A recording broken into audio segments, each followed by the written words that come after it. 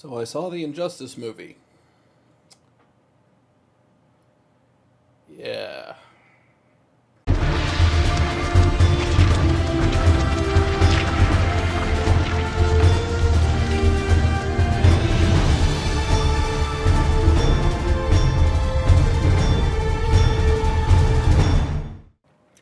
What's going on, guys? Jaycoon Prime here with another video, and I haven't done one of these in a while.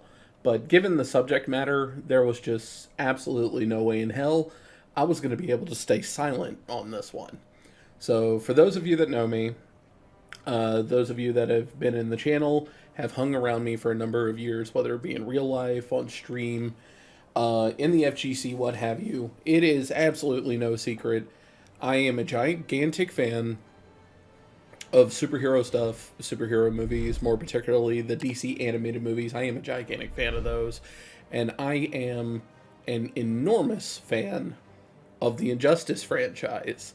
And when I found out that WB Animation was going to be making an Injustice movie, I got incredibly excited. And I really wish I hadn't. Because I have not been this upset at a movie in quite a while. Normally I take things like this with a grain of salt and just, it's never going to be the same. It's never going to be exactly what you hope it would be. Just take the key moments and you'll be good to go. In the case of the Injustice movie, it was very clear that they knew the source material. They clearly read the source material. They read the comics, which went like for 6 years in the timeline, I might add. 6 years before it ever got to the first game. And then there's the game. There are the comics that came after the game. There's the second game. There is just a mountain of resources and storyline here for Injustice. And they clearly read it and ignored like 90% of it. Now, let me not bash this movie entirely. There are things about this movie that I genuinely loved. The animation style looked great. There are some super key points that they used from the comics that are in this movie that are just like, yes, absolutely, this needed to be in the film. Because it sells points so good. But then there's just the rest of the movie. And I don't know what the hell they were thinking with this. Like, Injustice has some super key moments in it that really push the narrative and are very important to the story, including characters and character deaths. Because, yes, if this is your first time looking at Injustice, not all these characters are going to make it out alive. But then again, if you saw Apocalypse War, well, that should be nothing new to you. But you have characters that were integral parts of the story that were just scrubbed off for no reason other than to just kill them. I won't go into too much spoilers here, but some of the major players in the Injustice series you removed off the board almost immediately, whether they were killed off or they just left the moment Superman snapped. It just made absolutely no sense. And then you pulled in other characters that were either never part of the storyline to begin with, or B, they weren't a part of the storyline until much, much later. Case in point, Ra's al Ghul and Plastic Man.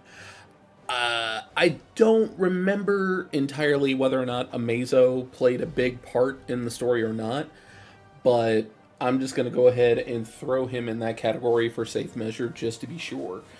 Ra's al Ghul, Plastic Man, these guys were a part of the Injustice storyline in the comics, but they didn't show up until way, way, way later. Green Lantern, you pretty much took Green Lantern off the board completely, and what happens to Hal Jordan and what happens to the Green Lantern Corps are big parts of what moves the Injustice storyline forward, because those were gigantic moments that not only affected Hal Jordan and the rest of the members of the Green Lantern Corps, it affected other members that weren't a part of the Green Lantern Corps as well, including Superman. And you eliminated that completely. God, pour one out to all the Flash fans, man. Y'all got hoed, like, big time. Again, trying not to spoil too much if you haven't seen it, but, well, let's be fair. The Injustice storyline has been out for several years now. If you played Injustice, you know what happens to Flash. That's definitely not here. If you're a Flash fan, you pretty much have zero reason to watch this movie whatsoever. Same thing with Aquaman. Aquaman is taken off the board almost immediately with pretty much the superhero equivalent of, I'm going to take my ball and go home. And you're not going to see me for the rest of the film. And it's like, we're only 15 minutes in. What the hell? But I had my reservations about that from the beginning. 6 years worth of comics. Well, not in real life, but 6 years in the timeline of the comics.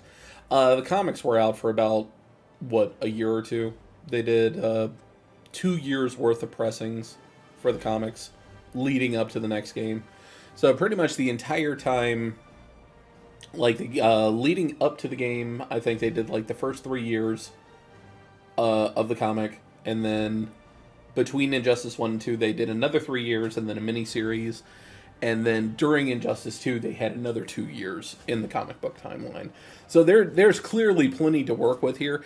And I had a pretty good idea of, like, this movie is going to move at breakneck speed because there's too much to cover, and you're only going to cover but so much of it within 90 minutes. And being the fact that a sequel is never guaranteed, it always depends on how the first one does, I kind of figured this was going to be a one-time deal only, but let's make the best of it while we can. And just the fact that this wound up becoming less of Injustice Gods Among Us and more Justice League Crisis on Two Earths. Like, this was not Injustice. This was not Injustice at all. And I hate to say it because DC Animated has always been, like, the king of animated movies. Like, they can do no wrong.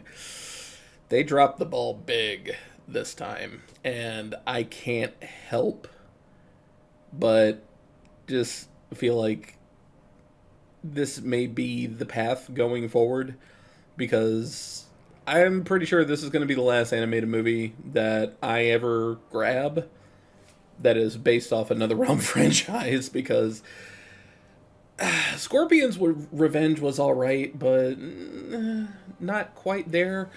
And Battle of the Realms kind of suffered from the same problems that Injustice suffered from. There was too much to go over, not enough got covered, and you moved the pace along at breakneck speed because you had to do everything you had to do within 90 minutes. And sometimes that's just not enough to tell a story. And I really kind of wish they had taken the Long Halloween approach or Dark Knight Returns approach to things where, like, we're not going to get this done in a single film, so we need to have a part 2. And even if it was a part 2 or even a part 3 or 4, like, dude, I'd have been on board if you had just kind of stuck with the plot. And it's like, it almost feels like the writers got amnesia at some point, where, like, halfway through the script they were writing Injustice and then they forgot what they were writing and just started writing another film entirely. And that really took me out of it, and it kind of really fouled the mood. And it really messed up the movie itself. So, if you have never seen any exposure or anything about Injustice Gods Among Us, by all means, watch the film. You're probably going to love it. But if you are an Injustice fan, you love the game, you love the comics, what have you, whatever avenue you take for Injustice, if you are a fan of Injustice, you are a fan of that story, do yourself a favor. Skip this one. I'm literally begging you. Don't go through what I had to. But I'm going to kick it over to you guys. Let me know in the comments section, especially those of you that have seen the movie as well. Let me know what you think down below. As always, thank you very much for watching. I definitely appreciate it. And if you like the video, A subscribe and a like rating would be greatly appreciated. If not, the fact that you watch the video is good enough for me. I definitely appreciate that. Hit up all the socials. They'll be popping up in the videos somewhere around here. The Twitch, the Twitter, the Instagram. Definitely appreciate all the support. Thank you very much for watching. I'll see you next time.